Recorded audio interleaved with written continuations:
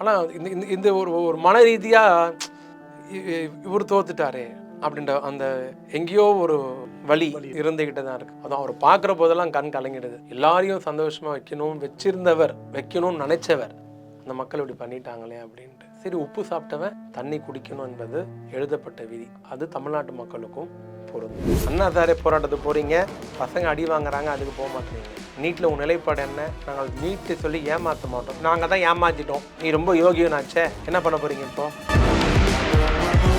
ஒரு நேரத்தில் நம்மலாம் வடக்குன்னு சொல்லியிருந்தோம். இதெல்லாம் பான் பராக் துப்புறதுக்கும் பானிபூரி துண்டுறதான் லாக்கியணும். அவன் 3 நாளாக டெல்லியில் உட்காந்துன்னு நரேந்திர மோடி மயிரை பிடிச்சி உழுகி நிற்கிறான். நம்ம இங்கே ஜனநாயகம் டிக்கெட் வாங்கி நிற்கிறோம்.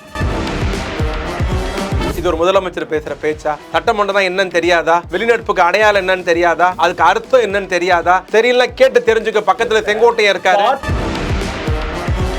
உங்களை எதிர்த்து பேசினாலும் ஒரு சட்டமன்ற உறுப்பினர் உள்ள இருக்கக்கூடியவர் தைரியம் இருந்தா இழுத்து பூட்டு கையை உடைச்சு வெளியே போறமா இல்லையா? என்ன தப்பு நீ பேசுறதுக்கும் அவர் பேசுக்கு என்ன தப்பு இருக்கு?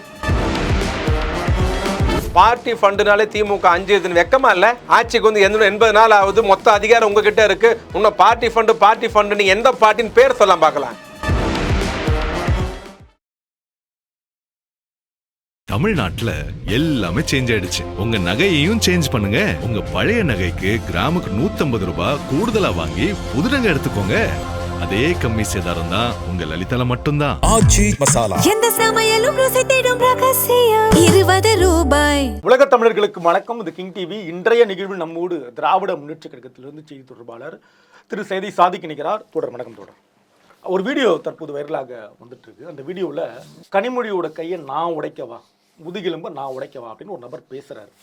இப்படியெல்லாம் பேசினால் இதற்கு அரசியல் அறம் சார்ந்து பதில் சொல்லணும் அப்படின்னு நீங்கள் சொல்றீங்களா அப்படின்னு ஒரு கேள்வி கேட்டிருக்காரு.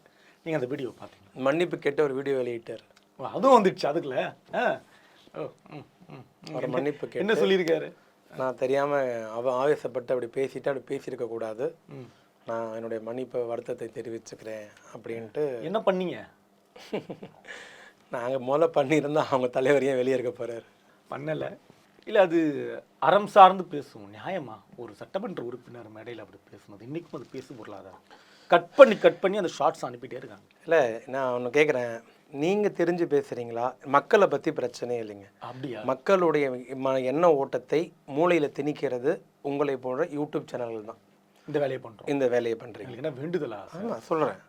எல்லா செய்தி சேனல் அதிகமாக அந்த பிரச்சனையை கொண்டு போகல. ஏன்னா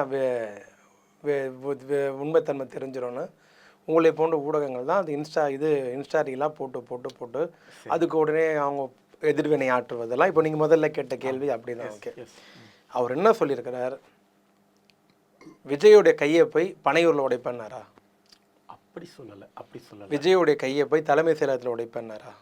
இல்லை. விஜயோடைய கையை போய் அவங்க கட்சி ஆஃபீஸில் உடைப்பண்ணாரா? அப்படி சொல்லலை. விஜயோடைய கையை போய் அவர் மேடையில் பேசுகிற போது உடைப்பண்ணாரா? இல்லை, அப்படி எதுவுமே பேசலை. நம்மளே ஒத்துக்கிறோம் சார், அப்படி எதுவும் இல்லை. விஜய் நேரில் பார்த்தா உடைப்பண்ணாரா?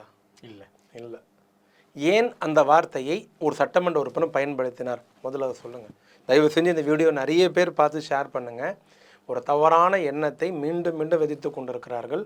சட்டமன்ற உறுப்பினர் முதலமைச்சருடைய கையை உடைப்பேன் என்று பேசினார் என்று. எம்ஜிஆர் கலைஞர் இருந்தபோது எம்ஜிஆருடைய சிஷியர்கள் பேசிய பேச்சு, ஜெயலலிதா சிஷியர்கள் பேசிய பேச்சு, கலைஞர் இருந்தபோது திமுகவினர் பேசிய பேச்சு, எடப்பாடி முதற்கொண்டு ஜானகி முதற்கொண்டு பேசிய எல்லா பேச்சுகளும் இருக்கிறது. அது ஒரு பக்கம் இருக்கட்டும். இப்போ அவர் பேசிட்டார். நான் முதல்ல சொன்ன மாதிரி தனிப்பட்ட விஜயை எங்கேனா ஒரு உடைப்பேன்னு சொன்னாரா? பொதுக்கூட்டத்தில், பனையூர் அலுவலகத்தில், வீட்டில் கிடையாது. சட்டமன்றத்தை இழுத்து பூட்டுறப்ப அங்கதான் நகர் சப்ஜெக்ட். வந்தீங்களா வழிக்கு? சரி, அங்கதான் சப்ஜெக்ட். மாமா என்ன பண்ணாரு? கரூர்ல பேசுறாரு. ஒரு முதலமைச்சருடைய பேசலாமன்னு யாரும் கேள்வி கேட்கலையே. நீங்க மாமா விஜய் மாமா தானே? உங்க இது கொஞ்சம் நியாயமா நடந்து ப்ரோ, விஜய் ப்ரோ அப்படி சொல்லலாமா? சரி, முதலமைச்சர் விஜய் உங்க திருப்திக்காக. சார், நமக்கு முதலமைச்சர் சார், எனக்கும் நேர்காணல் எடுக்கிற எனக்கும் முதலமைச்சர், உங்களுக்கும் அவர் தான் முதலமைச்சர். ஆமா, எனக்கு எதிர்கட்சி தலைவர் உதயநிதி ஸ்டாலின் தான், அவருக்கும் எதிர்கட்சி தலைவர் உதயநிதி ஸ்டாலின் தான். ஓகேவா? ஆதவர்ஜனாவுக்கும் எதிர்கட்சி தலைவர் உதயநிதி ஸ்டாலின் தான், விஜய்க்கும் எதிர்கட்சி தலைவர். எல்லா வீடியோவும் ரெக்கார்ட் ஆகுது. ஆமா, அதையும் எல்லாரும் பாக்குறாங்க. ஆமாங்க. எங்க இப்ப எனக்கு முதலமைச்சர் யாருன்னு சொன்னீங்க? திரு ஜோசப் விஜய். அவருக்கு எதிர்கட்சி தலைவர் யாரு? உதயநிதி ஸ்டாலின். ஆதவர்ஜனாக யாரு? அவரே தான் திரு ஸ்டாலின், உதயநிதி ஸ்டாலின். புசி ஆனந்தனுக்கு அவர் தான் சார் உதயநிதி ஸ்டாலின். ஸ்டாலின் தானே? ஓகே. முதலமைச்சராக இருக்கிற விஜய் அவர்கள் இப்போதைக்கு வந்தீங்க கரூர்ல. வழிக்கு நீங்க அவரை ஏத்துக்கிட்டீங்க. என்ன சிக்கல்னா திமுக காரங்களுக்கு கொஞ்சம் அழுத்தம் கொடுத்தா ஒன்றும் அப்படிலாம் இல்லை. அப்ப திரும்பி நான் மாமான்னு சொல்ல ஆரம்பிச்சிடும். எனக்கு அழுத்தம் கொடுத்தனா மாறுறாள் நான் கிடையாது. என்ன ஜெயிலில் போட்டுருவீங்களா சார்? உள்ள மார்கண்டைன் போயிருக்காரு, அது ஞாபகம். வேணாம், என்ன வார்த்தையை புடுங்கணும். அந்த அனிதா ராதாகிருஷ்ணன் நெஞ்சு வலியோட அனுப்பி வச்சிருக்கோம் சார். நடந்திருக்கு. அனிதா தொண்ணோன்னு பாத்தீங்க, முடியல. நெஞ்சு வலி இல்ல இல்ல, யார் சொன்ன நெஞ்சு வலி? கைது பண்ண அன்னைக்கே ஜாமீன் கொடுத்துச்சு கோர்ட்டு. அங்கே நெஞ்சு வலி சொன்னோம். அனிதா தொட முடியல, செந்தில் பாலாஜி தொட முடியல, ஏவா வேலு தொட முடியல, யாரையும் தொட முடியல. கடைசியில் இந்த பேச்சை கொண்டு போய் டைவர்ட் பழனி மொட்டை போட்டதை தமிழ்நாட்டு மக்களிடத்தில் மறைப்பதற்காக எல்லாரும் பழனியில் போய் மொட்டை போடுவாங்க. பழனிக்கே மொட்டை போட்டது யாரு? நீங்கள் சொல்கிற தமிழ்நாட்டு முதலமைச்சர் ஜோசப் விஜய் அவர்கள். அந்த பழனிக்கே மொட்டை போட்டது மொட்டை போடுற எல்லா பக்தர்களுக்கும் ஒரு வேதனையை, அதிர்ச்சியை, அதிருப்தியை உண்டாக்கிய காரணத்தினால் இதை டைவர்ட் பண்ணுறதுக்கு அவசரமாக 100 போலீஸோட போய் ஒரு எம்எல்ஏவை கைது பண்ணுறீங்க. நான் கேட்கறது, எம்எல்ஏவை கைது பண்ண தெரிஞ்ச உனக்கு 100 கோடி ரூபாய் நிலத்தை 2 கோடி ரூபாய்க்கு வித்துருக்கிறானே, ஆட்டையை போட்டிருக்கிறானே, அவனு ஒன்றும் கைது பண்ணலையே. எப்போ கைது பண்ணுவீங்க? பிடிச்சிருக்கு. இப்போதான் ஃபோட்டோ வந்திருக்கு. இப்போதான் ஃபோட்டோவே வந்திருக்கு. இனிமே தான் அந்த வயசான ஏங்க நீங்களாம் வேற வெள்ளதுரை சேதுபதி பாவம். சரி சரி, பிடிச்சிருவோம். ஆக உங்களுடைய நோக்கம் டைவர்ட் பண்றதும் திசை மாற்றுவதற்கு மார்க்கண்டே சிக்கினார். நீங்களே பலியாயிட்டீங்க. வாண்டடா போய் தலை இல்ல பலி. நான் தான் தெளிவா சொல்றேன் இல்லைங்க. அவர் அப்படி பேசினதை விஜய் சேதுபதி ஒரு படம் நடிச்சிருப்பாரு. அந்த படத்துக்கு பேரு நடுவுல கொஞ்சம் பக்கத்தை காணும். ஆமா சார், கரெக்டா? நடுவுல கொஞ்சம் பக்கத்தை காணும். ஆமா, அந்த மாதிரி இந்த விஷயத்துல முதல் பக்கத்தை காணும். என்ன மிஸ் ஆச்சு? அவர் என்ன சொன்னாரு, கரூர்ல முதலமைச்சர் விஜய் பேசினது என்ன பேசினாருன்னா, நான் பேச ஆரம்பிச்சாலே சட்டமன்றத்தோடு ஓடிடுறாங்க. இனிமே நான் சட்டமன்றத்தில் பேசுறதா கதவுலாம் இழுத்து பூட்டிட்டு பேசணும். இப்படி பேசலாமா? இது ஒரு முதலமைச்சர் பேசுற பேச்சா? சட்டமன்றம் தான் என்னன்னு தெரியாதா? வெளிநடப்புக்கு அடையாளம் என்னன்னு தெரியாதா? அதுக்கு அர்த்தம் என்னன்னு தெரியாதா? தெரியல, கேட்டு தெரிஞ்சுக்க. பக்கத்துல செங்கோட்டையன் இருக்காரு. பார்ட்டி ஃபண்டுன்னு சொன்ன உடனே திரு எடப்பாடி பழனிசாமி சிரிச்சிட்டு இருக்காரு. பார்ட்டி ஃபண்டுன்னு சொன்ன உடனேயே நீங்க எழுந்திருச்சு வெளியே போறீங்க, மூடணும்ன்ற. எழுந்திருச்சு வெளியே போறதுக்கு அர்த்தம் என்ன தெரியுமா? நீங்க கதை கேட்கிற போது சினிமா ஷூட்ல எழுந்து வெளியே போறீங்கல்ல, அந்த மாதிரி அல்ல. தமிழ்நாடு சட்டமன்றத்தில் எழுந்து வெளியே போறது என்பது எதிர்ப்பை பதிவு செய்வதற்காக. எடப்பாடி பழனிசாமி சிரிச்சுக்கிட்டு இருந்தாருன்னா 5 வருஷம் திமுக ஆட்சியில் எடப்பாடி பழனிசாமி வெளிநடப்பே செஞ்சது இல்லையா? வெளிநடப்புக்கு அர்த்தம் என்ன? தன்னுடைய அதிருப்தியை, எதிர்ப்பை பதிவு செய்யறதுக்கு எழுந்து வெளியே போறது. நீ ஒரு முதலமைச்சர் தானே, சட்டசபையில் மாண்பையும் பண்பையும் காக்க வேண்டிய பொறுப்பு உங்களுக்கு இருக்குல்ல. ஆனா பொதுக்கூட்டத்தில் என்ன பேசுறீங்க? சட்டசபையெல்லாம் இழுத்து மூடிட்டு தான் பேசணும்னா பேசின ஆள் யாரு? முதலமைச்சர் விஜய். உங்களை எதிர்த்து பேசினாலும் ஒரு சட்டமன்ற உறுப்பினர், உள்ளே இருக்கக்கூடியவர். தைரியம் இருந்தா இழுத்து பூட்டு கையை உடச்சி வெளியே போறமா இல்லையா? என்ன தப்பு? நீ பேசுறதுக்கும் அவர் பேசுங்க என்ன தப்பு இருக்கு? இழுத்து பூட்டிட்டு தான் பேசணும். நீங்க பேசலாமா? இந்த இந்த எதிர்மறை கேள்வி வந்த உடனே எதுக்கு அவசரமா சபாநாயகர் விளக்கம் கொடுக்குறாரு? இழுத்து போடுறதுக்கு அர்த்தம் என்னன்ட்டு. அவர் என்னைக்கு பேசினார் சார் கரூர்ல? ஏன் பிரபாகர் நேத்து விளக்கம் கொடுக்குறாரு? நீங்க பேசின பேச்சுக்கு பதில் சொன்னார். ரொம்ப காட்டமா சொல்லிட்டாரு. ஆமா, பதில் சொன்னார். இப்படி சொல்லாம விட்டதோட தப்பு எங்களுது. இதை விட காட்டமா வரும். இனிமேலாம் எழுதி வச்சுக்கோங்க. எல்லாரும் உள்ள போனா என்ன சார் அவருக்கு? அது யார் உள்ள போய் ஜெயில் பத்துமா? பேசணும்ல சார். மக்கள் பிரச்சனை தான் பேசுறதாங்க. எதிர்க்கட்சியா இருந்து வேலை செய்யணும் சார். எதற்கு வெளியே போகிறோன்ற அடிப்படையே தெரியாம ஒரு முதலமைச்சர் இருக்கிறார். எதுக்கு வெளிநடப்பு செய்கிறோம்? ஒரு டயலாக் திருப்பி திருப்பி எல்லாரும் சொல்றீங்க. பார்ட்டி ஃபண்டுனாலே திமுக 5 வெக்கமா இல்ல? ஆட்சிக்கு வந்து 80 நாள் ஆகுது, மொத்த அதிகாரம் உங்ககிட்ட இருக்கு. இன்னும் பார்ட்டி ஃபண்டு நீ எந்த பார்ட்டின்னு பேர் சொல்ல பார்க்கலாம். ஏன் சொல்ல மாட்டீங்க? அவ்வளவு பயமா? பார்ட்டி ஃபண்டுன்னு சொல்லிட்டீங்கல்ல, எந்த பார்ட்டி? எவ்வளோ ஃபண்டு? யார் வாங்கினா? சட்டசபையில் சொல்லுங்க. காதில் பூ சுத்துறீங்களா? இல்லை இப்போ தமிழ்நாட்டு மக்களை ஏமால் நினச்சிட்டு இருக்கீங்களா? பார்ட்டி ஃபண்டு வாங்குறதும் ஒன்று தான். 100 கோடி ரூபாய் நிலத்தை 2 கோடி ரூபாய்க்கு ஆட்டையை போடுறதும் ஒன்று தான். பார்ட்டி ஃபண்டுன்னு சொன்னேன். நாங்கள் எழுந்து தெளிவாக கேட்குறோம், எந்த பார்ட்டி, எந்த ஃபண்டு, எந்த ப்ராஜெக்ட் சொல்ல? நீ வடிவேல் மாதிரி கேட்குறோம், இன்னும் ரொம்ப தைரியமான ஆளாச்சு சொல்லு. நீங்க ஏன் உடனே எழுந்தீங்க? குத்தம்புல நெஞ்சு குறுகுறுக்குன்றாங்க. உடனே எதிர்கட்சி நாங்க தான் சார். என்னை பார்த்து நீ பேசுற போது நான் ஏன் பதில் சொன்னோம்? ஏன் என்ன சொன்னோம்? எந்த பார்ட்டி எந்த ஃபண்டுன்னு? ஏன் கடந்து போறீங்க? அதுங்கேயே நில்லுன்றோம். அங்கே நில்லு, தாவாத. அடுத்து என்ன பண்ணீங்க? சப்ஜெக்ட் டைவர்ட் பண்றதுக்கு சைகை காமிச்சீங்க. உங்க சைகை சரியில்லை. ஒத்துமொட்ட சம்பவத்தை எங்க திசை மாத்தறதுக்காக செய்யப்பட்ட வேலை. சட்டசபையில் இல்லாத ஆளை பத்தி பேசக்கூடாது, ஒரு அடிப்படை நாகரிகம் கூட உங்களுக்கு தெரியாதா? கதை சார், ஒரு ஸ்டோரி சொன்னார் சார். நாங்களாம் கதை சொன்ன ஆரம்பிச்சோம்னா பல பேர் நைட்ல தூங்கவே முடியாதே. இது என்ன சார் அநியாயமா இருக்கு? ஆமாங்க. அதே சட்டமன்றத்தில் நான் பார்த்துருக்கேன், கலைஞர் கதை சொல்லி கேட்டிருக்கேன், அம்மையா ஜெயலலிதா கதை சொல்லி நான் கேட்டிருக்கேன் சார். அவங்க ஏனியை கீழே போட்டு அப்பா பையனை மேலே சொன்ன கதைலாம் நான் கேட்டிருக்கேன் சார். ஐயா, அவர் ஒரு கதை சொல்ல. ஐயா, நீங்க பார்ட்டி ஃபண்டுன்னு ஆரம்பிச்சுட்டு அந்த பார்ட்டி எந்த பார்ட்டி எந்த ஃபண்டு எந்த ப்ராஜெக்ட்னு சொல்லிட்டு கதை சொல்லியிருக்கணும். அதானே? தொட்டவனை விட மாட்டேன்னு சொல்லியிருக்காரு. விட மாட்டேன். யாரை தொட்டவனை? இப்போ அதானே பிரச்சனை. பழனியை பழனி ஆண்டவர் கோயிலை தொட்டவனை சரி எப்போ பிடிக்க போறீங்க? 2300 டெண்டர் ரத்து பண்ணியிருக்கிறீங்க. சரியா? இப்போ நீங்க ரீடெண்டர் போடுறப்பெல்லாம் வேல்யூ குறையுமா அதிகமாகுமா? விலைவாசிலாம் ஏறுது சார். நாளுக்கு நாள் விலைவாசி ஏறிட்டே இருக்கு. அரிசி கிலோவுக்கு 10 ரூபாய் ஏறி போச்சான். நல்ல அரிசி மூட்டைக்கு 500 ரூபாயிலேருந்து 1000 ரூபாய்க்கு ஏறி போச்சான். ஒரு நேரத்தில் நம்மலாம் வடக்குன்னு சொல்லியிருந்தோம். இவெல்லாம் பான் பராக் துப்புறதுக்கும் பானிபூரி துண்டுறதான் லாக்கியன்னும். அவன் மூணு நாளாக டெல்லியில் உட்காந்துன்னு நரேந்திர மோடி மயிரை பிடிச்சி உழுகினுக்கிறான். நம்ம இங்கே ஜனநாயகம் டிக்கெட் வாங்கினுக்கிறோம். ஒரு அங்கம். நீட்டுக்கே எதிர்ப்புக்கு இந்தியாவுக்கு வழிகாட்டிய மாநிலம் தமிழ்நாடு. நீட்டுக்கு முதல் பலி கொடுத்தது தமிழ்நாடு, அனிதாவை. ஆமாம், அன்னைக்கு இதே முதலமைச்சர் விஜய் வீட்டுக்கு போய் பார்த்தாரு அனிதா. நீட்டுக்கு 22 பேரை பலி கொடுத்த மாநிலம் தமிழ்நாடு. நீட்டுக்கு எதிராக முதல் போராட்டத்தை முன்னெடுத்த இயக்கம் திமுக. முதல் ரோடுக்கு வந்து போராடியது, மறியல் செய்தது, ஆர்ப்பாட்டம் செய்தது, கவர்னர் வீட்டை முற்றுகையிட்டது, வாங்கி அனுப்புனதெல்லாம், கையெழுத்து இயக்கம் நடத்தினது, உண்ணாவிரதம் நடத்தினதெல்லாம் எங்கள் இளைய தலைவர் உதயநிதி ஸ்டாலின். இன்னைக்கு டெல்லி பத்தி எரியுது, லட்சக்கணக்கான மாணவர்கள் இருக்கிறாங்க, தாக்கப்படுகிறார்கள். இங்கேருந்து அண்ணாசாரை போராடுறதுக்கு டெல்லிக்கு போனாரா? ஆமாம் சார், போனார். ஞாபகம் இருக்கு சார். நல்லா போனாரா? ஆமாம், போனார். இப்போ போவாரா? பார்க்கணும் சார். ஓனர் கோச்சிக்க மாட்டாரா? என்னங்க நியாயம் இது? அண்ணாசாரை போராட்டத்துக்கு டெல்லி ஜந்தர் மந்தர் போனது யாரு? காங்கிரஸுக்கு எதிரான ஒரு ஊழல் குற்றச்சாட்டு. காங்கிரஸுக்கு எதிரான குற்றச்சாட்டுக்கே ஜந்தர் மந்தரில் போய் அண்ணாசாரை கூட நின்று ஃபோட்டோ எடுத்த நடிகர் விஜய் இன்னைக்கு காங்கிரஸோடு இருக்கிறார். எந்த நீட்டை எதிர்த்தாரோ, எந்த நீட்டுக்காக அனிதா வீட்டுக்கு போனாரோ, அந்த நீட்டை எதிர்த்து லட்சக்கணக்கான மாணவர்கள் குழுமி போராட்டம் நடத்தி தாக்குதலுக்கு உள்ளாகி நிக்கிறாங்க. முதலமைச்சர் போவாரா? எக்ஸ்ல கண்டனம் போட்டிருக்காரு சார். நான் பார்த்தேன். ஒன்றிய 3 நாள் கழிச்சு எப்படி கரூர்ல செத்து 4 மணி நேரம் கழிச்சு ஒரு இரங்கல் போட்டாரோ, அந்த மாதிரி 3-4 நாள் கழிச்சு இனிதான் கண்டனமே வந்திருக்கு. போட்டிருக்காரு சார். ஒன்றிய அரசு இப்பெல்லாம் ஒரு போட்டாலே பெரிய விஷயமாயிடுது. என்னங்க இது? ஊடகங்களே போடுறாங்க. உச்சக்கட்ட கோபத்தில் திரு விஜய் என்னன்னு பார்த்தா அறிக்கை வந்திருக்கு. அதுக்குள்ள வியூஸ் போட்டுச்சு. அதை விட கொடுமை தெரியுமா? ஊடக தர்மம் இல்லை, அதர்மம் கூட சொல்லலாம். அந்த ராக் பாடகர் அறிவு தலைமை செயலகத்தில் போய் ஆர்ப்பாட்டம் பண்றாரு, கைது பண்ணிட்டாங்க.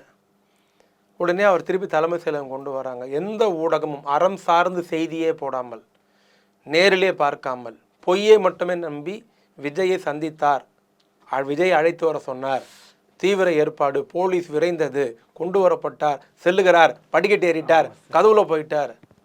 அந்த தம்பி எக்ஸ்தலத்தில் போடுறான்னு ஆதவர்ஜுனாவை தான் பார்த்தேன். நடந்தது. தெக்கமா இல்லை உங்களுக்குலாம்? அது முந்தி வரும் ஊடகம் போட்டிடுச்சு செய்திகளை. முந்தி வரும் ஊடகம் ஒன்றும் இல்லை, எல்லாமே தான் போட்டானுங்க. அது ஒரு பழைய தலைமுறை. அப்படிதான் சார் பண்ணோம். நம்ம சார் பண்றது வெக்க பண்ணோம் அதெல்லாம். அப்போ நடக்காத உன்னை நடந்ததாக ஏன் திணிக்கிறீங்க? என்ன ஆக போகுது? ஏன் முட்டு கொடுக்குறீங்க? நீங்கள் காங்கிரஸா, கம்யூனிஸ்டா, பொது உடைமையா, திருமாவளவனா, முஸ்லீம் லீக்கா? இந்த ஜனநாயக ஊடக தர்மம் சரியாக செயல்படாத காரணத்தினால தான் டெல்லியில் அவ்வளோ பேர் இந்த மாணவர்கள்லாம் உதவாங்கினாங்க. இன்னைக்கு அதே வேலையை தமிழ்நாடு ஊடகங்கள் செய்கிறது. சந்திக்காத நபரை சந்தித்தாக செய்தி போடுறது ஊடக தர்மமா? பெரிய நியாயம் சார். தப்பு இல்லையா? அப்படி ஒரு தகவல் தரலாமா மக்களுக்கு? தந்துட்டாங்க. அண்ணாசாரை போராட்டத்துக்கு போகிறீங்க, பசங்க அடி வாங்குறாங்க, அதுக்கு போக மாட்டேறீங்க. நீட்டில் உன் நிலைப்பாடு என்ன? நாங்கள் நீட்டு சொல்லி ஏமாற்ற மாட்டோம். நாங்கள் தான் ஏமாற்றிட்டோம். நீ ரொம்ப யோகியனாச்சே, என்ன பண்ண போகிறீங்க இப்போ? இப்போ நீட்டு வேண்டாம் தான் சார் சொல்கிறேன். சொல்லிட்டு நிலைப்பாட்டில் தெளிவாக இருக்கும். நீட்டு வேண்டாம்ன்றது சொல்லிட்டா சரியா போயிடுமா? ஏங்க இப்படிலாம் ஏமாற்றி ஏதோ ஒரு ஜனம் ஆர்வத்தில் போட்டுடுச்சு, இன்னைக்கு கரண்ட் பில் ஏறி போச்சு, நிறைய ஊரில் தண்ணி வரல, நிறைய ஊரில் பஸ்ஸு வரல, நிறைய ஊரில் பத்தாவதுக்கு டெல்டா ஃபுல்லாக வறட்சி. 5 வருஷம் எங்கள் தலைவர் ஸ்டாலின் முதலமைச்சர் போது ஜூன் மாதம் 12ஆம் தேதி மேட்டூர் அணையை திறந்தோம். 5 வருஷம் திறந்தோம், ஒரு வருஷம் கூட மிஸ் ஆகலை. தண்ணியே இல்லை மேட்டூரில். தருமபுரிலேருந்து பூம்புகார் வரைக்கும் 14-15 மாவட்டங்கள்லாம் காஞ்சி போச்சு. என்னங்க நடக்குது? ஏதோ ஒரு எதிர்பார்ப்பில் ஏமாற்றத்தில் ஓட்டு போட்டு அழுகுறாங்களே சார், சின்ன சின்ன பிள்ளைங்களாம் அழுகுறாங்க. முதலமைச்சர் அவர் நேரில் பார்த்த உடனே அதெல்லாம் நம்ம பார்க்குறோங்க சார். இன்னும் நம்புகிறாங்களோ அவங்க? அழுகுறாங்க பார்த்துட்டு எப்படி அந்த ஆகுறாங்க? இல்லை அந்த திரையில் பார்த்த உருவத்தை எதிரில் பார்க்குற போது அந்த ஒரு இது இருக்கும். அது இயல்பு தான். அது இயல்பு தான். இன்னும் ஒரு 6 மாதம் போய் அவங்க மேலேயும் அந்த அடி விழுந்து தப்புல சார் நடக்கும். சரி, எது வேணால் நடக்கலாம். அந்த ஆட்சியில் எது வேணால் நடக்கலாம். ஹிந்துல எழுதியிருக்க அளவுக்கு நடக்குமா? நிச்சயமா. சார், யாரெல்லாம் தாவேக்காக்கு விரும்பி ஓட்டு போட்டார்களோ, நான் ரசிகரை சொல்லவே இல்லை, நான் ரசிகர்களை சொல்லலை. சரி, விஜயின் தீவிர ஃபேன்ஸ்க்கு நான் இங்கே சப்ஜெக்ட்லேயே கொண்டு வரல. அவன் அன்றைக்கும் ஃபேன்ஸாக இருந்தான், இன்றைக்கும் ஃபேன்ஸாக இருந்தான், நாளைக்கும் இருப்பான். டிஸ்க்ளைமர் அவங்களுக்கு அது விட்டுருங்க. ஆனால் தன்னை நடுநிலைவாதி என்றும் சிந்தனையாளர் என்றும் படித்தவன் என்றும் வாக்காளர் என்றும் தான் வெற்றியை தீர்மானிப்பேன் என்றும் ஒரு வாட்டி மாற்றி போடலாம், ஒரு வாட்டி போட்டு பார்க்கலாம், ஒரு வாட்டி வந்தானே இப்படி ஓட்டு போட்டவன்லாம் 2 திராவிட கட்சிகளும். ஆமாம், இப்படி ஓட்டு போட்டவன்லாம் அவன் வீட்டில் போய் அவன் கதவை தாப்பால் போட்டுக்கொண்டு கதறி அழுகிற நிலைமை நிச்சயம் தமிழ்நாட்டில் வரும். எந்த அரசு மீது விமர்சனம் 3 வருஷம் 2 வருஷம் கழித்து தான் வரும். ஆனால் 30 நாளில் ஒரு அரசு சந்தி சிரிச்சதுன்னா அது விஜயோடைய அரசு தான். கூட இருக்கிற கூட்டணி கட்சிகளே போராடுகிற அரசு விஜயோடைய அரசு தான். ஒரு 6 மாத காலம், 1 வருஷம் கடந்து போன பிறகு தான் மக்கள் மேலே ஒரு அதிருப்தி, ஒரு திட்டுற மனநிலையெல்லாம் வரும். ஆனால் இன்றைக்கி என் பேர்த்தி சொல்லிச்சுன்னு போட்டுட்டேன், என் பேரன் சொன்னான்னு போட்டுட்டேன், அநியாயம் நடக்குது, அக்கிரமம் நடக்குது அப்படின்னு பேசுவதை கண்கூடாக பார்க்குறீங்க. இல்லை, இன்னொரு புறம் முதலமைச்சர் இப்போ நம்ம MC ராஜா அந்த மாணவர் விடுதிக்கு போயிட்டு வந்த வீடியோவில் நம்ம பார்க்குறோம். குறைகளை எல்லாம் அந்த வீடியோவில் அவர் ஃபேஸை பார்த்தீங்களா? பார்த்தேன் சார், நல்லா பளிச்சுன்னு. அதிர்ச்சியாக பார்ப்பார் அந்த பில்டிங்கை அவர் ஸ்டார்டிங்லேருந்து முழுசாக பாருங்க. ஆர்வமாக கேட்குறாரு. நாங்கள் அதிர்ச்சியாக பார்ப்பார் அப்படியே. ஏன்னா அது கொடுத்து அவர் உண்மையாலுமே அவர் MC ராஜா ஹாஸ்டலில் பார்த்துருக்கணும்னா எந்த ஹாஸ்டல் தெரியுமா பார்த்துருக்கணும்? பக்கத்தில் ஒரு ஹாஸ்டல் இருக்குது தெரியுமா? காமராஜர் கட்டினது ஒன்று இருக்காங்க. சரி, அதுக்கு மாற்றாக தான் இதை கட்டினாரு. யார்? எங்கள் தலைவர் ஸ்டாலின். சரி, நீங்கள் மக்கள் சார்ந்து உங்களுக்கு அறிவு எண்ணம் அக்கறை இருந்திருந்தா நீ எங்கே போய் பார்த்துருக்கணும்? முதல்ல பழசை போய் பார்த்துட்டு, ஓ இதில் இருந்த பிள்ளைங்க தான் இன்னைக்கு இதுக்கு மாறி இருக்கா அப்படின்னு பேசியிருக்கணும். ஐயா வண்டி நேராக பூசில் தானே ஏறிச்சு, பழசில் தான் ஏறுறதே இல்லையே வண்டி. கல்யாண மண்டபத்தில் சொல்கிறீங்க, மாணவர்கள் சொல்கிறேன். ஆமாம், சரி சரி. பிரம்மாண்டமாக பார்க்குறாரு. என்ன பண்ணாருன்னா, பசங்க நைட்டு 12 மணிக்கு வர வரைக்கும் பர்மிஷன் கேட்டாங்களாம். இது எல்லாம் அம்மா அப்பாவும் பார்ப்பீங்கன்னு நினைக்கிறேன், கீழே கருத்து போடுங்க. இது ஒன்றும் புரியல, இது என்ன நடக்குதுன்னு. பசங்க வேண்டுகோள் வச்சாங்களா, ஹாஸ்டலில் இருக்கிற பசங்க 10 மணிக்கு உள்ளே வந்துடணும். இது நீங்களும் ஹாஸ்டலில் தங்கி படிச்சிருப்பீங்க, நானும் எல்லாருமே அதே ஹாஸ்டலில் நானும் இருந்திருக்கீங்க. சில நாட்கள் தான் இருந்திருக்கேன், அவ்வளோதான். அப்புறம் வந்துட்டு எந்த விடுதியாக இருந்தாலும், தனியார் விடுதி, அரசு விடுதி, எந்த விடுதியாக இருந்தாலும் மாணவர்கள் 10 மணிக்கு உள்ளே வந்துடணும். இது நல்ல தகப்பனுக்கு எடுத்துக்காட்டு, நல்ல அரசுக்கு எடுத்துக்காட்டு. தகப்பனை போல் தான் வார்டன் பார்த்துப்பாரு, 10 மணிக்கு உள்ளே வந்துடணும் அப்படின்னு. இந்த புள்ளிங்க கோரிக்கை வைக்குது. இந்த புள்ளிங்க அந்த புள்ளைகிட்ட ஒரு கோரிக்கை வைக்குது. என்னன்னா, நாங்கள் நைட்டு 12 மணிக்கு தான் வருவோம் ஹாஸ்டலுக்கு, வேலைக்கெல்லாம் போயிட்டு வருவோம், எங்கள் வார்டன் சேர்த்துக்க மாட்டுறாரு, பணி நிமித்தமான்றாங்க. வேலைக்கு போயிட்டு வர்றவங்களா? என்ன வேலைக்கு? என்ன கதை இது சார்? இன்னைக்கு 12 சார், ஆல்ரெடி 10 மணிக்கு வாங்கினா நீங்கள் வர டைம் என்ன? இயல்பாக அது 10-11 ஆகிடும் சார். 11 ஆகிடும். ஆமாம். இப்போ நீங்கள் 12 மணிக்கு வரலான்னு சொல்லிட்டார் இவர். இப்போ எத்தனை மணிக்கு வருவாங்க? விடிய காலையில் 3 மணிக்கு வராமல் இருந்தால் நல்லதுன்னு நான் நினைக்கிறேன். தெரியுமா அவருக்கு அதெல்லாம்? இல்லை, இதைத்தான் ஆரோக்கியமா அது? இதைத்தான் திரு வன்னியரசு முதல் முறையாக நடந்திருக்கு. அதுவே போய் வன்னியரசு அப்படி பேசுறது உள்ள பெரிய வருத்தம் எனக்கு. முதலமைச்சர் உங்களுடைய தலைவர் முதலமைச்சராக போது தருமபுரி மாவட்ட சுற்றுப்பயணத்தில் பெண்ணாகரத்தில் இதே பட்டியலின மக்களுடைய மாணவியர் விடுதிக்கு போனார். அங்கே சாப்பிட்டாரு. இவர் கை கூட கொடுக்கல, யார் தோளில் கை போடல, ஃபோட்டோ எடுக்கல, கிட்ட நெருங்க உள்ள, யார் அங்கே தளபதி அப்பெல்லாம் கூப்பிடக்கூடாது சொல்லிட்டாங்களா, சார் தான் கூப்பிடணுன்னாங்களாம். அப்படியா? அங்கே வீடியோவில் கேட்குது சார். ஓ ஏன் வன்னியரசனுக்கு இந்த வேலை? இதெல்லாம் எங்கள் தலைவர் 2022 பண்ணிட்டாரு. லேட்டு. இப்போ வந்துட்டு இது மாதிரி நான் என் வாழ்நாளை பார்த்ததில்ல, இதெல்லாம் பேசலாமா? ஒரு நிறைவான ஒரு கேள்வி, இதோட நம்ம நேர்காணல் முடிச்சிடலாம் தோழர். எது பண்ணாலும் முதலமைச்சர் திரு விஜய் அவர்களுடைய எல்லா செய்தியும் உடனுக்குடனே இன்ஸ்டாவில் தொடங்கி ரீட்ஸ்னு உடனே பகிரப்படுறதை எங்களால் பார்க்க முடியுது. அதுக்கு பதில் கொடுக்க வேண்டிய திமுக தரப்பு நேரடியாக ஐடிவிங் உட்பட ஏதாவது தயக்கம் இருக்கா? உடனே பதில் இல்லை. இப்போ எங்கள் அண்ணன் இப்போ செய்தி தொடர்பு குழு ஏற்படுத்தி எங்கள் அண்ணன் பரந்தாமன் அவர்கள் அமைச்சர்களுடைய எல்லாம் பொய் குற்றச்சாட்டுக்கும் பொய் பேட்டிகளுக்கெல்லாம் உடனே இந்த நான் சொல்றது இப்படி இந்த ரீல்ஸ் இல்லை. எனக்கு தெரிஞ்சு ஒரு ஆயுதத்தை உபயோகப்படுத்தி ஆட்சிக்கு வந்திருக்கிறாருன்னா அதே ஆயுதத்தை நம்ம உபயோகப்படுத்தணுன்றது எனக்கு மாற்று கருத்து. சக்ஸஸான ரிசல்ட் கொடுத்துருக்கு, அவ்வளோதான். அடுத்த முறை அதை அவன் யூஸ் பண்ண மாட்டான், வேற வெப்பன்ஸ் தான் எடுப்பான். அப்போ அடுத்து அவன் என்ன வெப்பன்ஸ் எடுக்க போறான்னு நம்ம அதனை நோட் பண்ணணும். அவன் 5 வருஷத்துக்கு முன்னாடி யூஸ் பண்ண வெப்பன்ஸை நீங்கள் எடுத்தீங்கன்னா சரி புரியுதுங்களா? எனக்கு தெரிஞ்சு அடுத்த 4 வருஷம் கழிச்சு இந்த இன்ஸ்டா ரீல்ஸு பழசாக இருக்கும். ஓகே, கடந்து போயிருக்கும், வேற ஏதோ ஒன்று வந்திருக்கும். ஆமாம், கட்டாயம். சரிங்களா? ஆக எவ்வளோ குதிச்சு இவ்வளோ ரீல்ஸ் போட்டு கூட தேர்தல் முடிவு என்பது கடைசி 3 நாள் தான் மாறிச்சுன்றாங்க.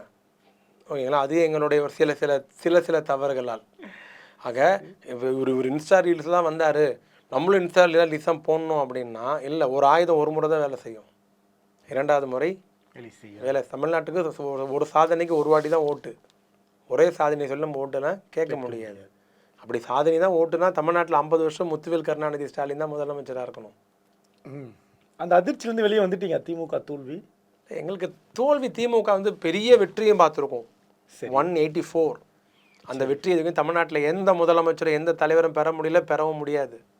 184 ஆனாரப்பட்ட எம்ஜிஆராலையும் தொட முடியல. 60 வருஷம் முன்னாடி கதை சார். அது 72 60 வருஷம்லாம் இல்லை. அதுக்கப்புறம் வந்து எத்தனை பேர் யாரும் தான் தொட முடியலையே, யாராலையும் தொட முடியல, இனியும் தொடவும் முடியாது. அந்த வெற்றியும் பார்த்தோம். 91 ஒரே ஒரு இடத்துல ஜெயிக்கிறோம். அந்த தோல்வியும் பார்த்தோம். வெற்றி தோல்வி சாதாரணமானது. ஆனால் ஒரு இயக்கத்தின் தலைவராக இருந்து ஒரு முதலமைச்சராக இருந்து எல்லாரையும் அரவணைச்சு போய் நாகரிகம் கட்சி நடத்தி நாகரிகம்னு பாடம் எடுத்தீங்க பாருங்க. நீங்கள் எடுத்து அவர் குளத்தூரில் தோற்று போனது தான் ஏற்றுக்கவும் முடியல, ஜீரணமும் பண்ண முடியல, அதுலேருந்து வெளியும் வர முடியல எந்த திமுக தொண்டனாலையும். குளத்தூர் தோல்வி நாம் பார்க்காத இப்போ வெற்றியா, இல்லை நாம் பார்க்காத தோல்வியா, இல்லை நாம் பார்க்காத ஜெயிலா, நாம் பார்க்காத துப்பாக்கி சூடா, நாம் பார்க்காத தடியடியா, நாம் பார்க்காத போராட்டமா, நாம் பார்க்காத ஆர்ப்பாட்டமா? இல்லை, எல்லாரும் சிறையா? இல்லை, நாங்கள் இழக்காத இழப்பா? எல்லாத்தையும் இழந்திருக்கிறோம், எல்லாத்தையும் முடியாது, எல்லாத்தையும் பண்ணிருக்கோம். இப்போ மாநாட்டு பார்த்தா தீப்பத்தி எரியுது, அதையும் பார்த்தோம். கலைஞர் கைதை கண்டிச்சு நடக்கிற ஊர்கோலத்தில் வீரமணி 6 வச்சு வெற்றாப்பல 10 பேர் சாவுறாங்க, அதையும் பார்த்தோம். முரசொலி அலுவலகத்தை கொளுத்துறதையும் பார்த்தோம். எல்லாத்தையும் பார்த்தோன்னா கடந்து வந்தோம். ஆனால் இந்த ஒரு மன ரீதியாக இவர் தோத்துட்டாரே அப்படின்ற அந்த எங்கேயோ ஒரு வலி இருந்துக்கிட்டே தான் இருக்குது. அதுதான் யாராலையுமே ஜீரணம் பண்ண முடியல, ஏற்றுக்கவும் முடியல. அதுவும் அவர் பார்க்குற போதெல்லாம் கண் கலங்கிடுது. அவர் பார்க்காத போது அது மைண்ட்லேருந்து போயிடுது. அவரை பார்த்த உடனே ஆட்டோமேட்டிக்காக அது நினைவுக்கு வந்துடுது, கண் கலங்கிடுது.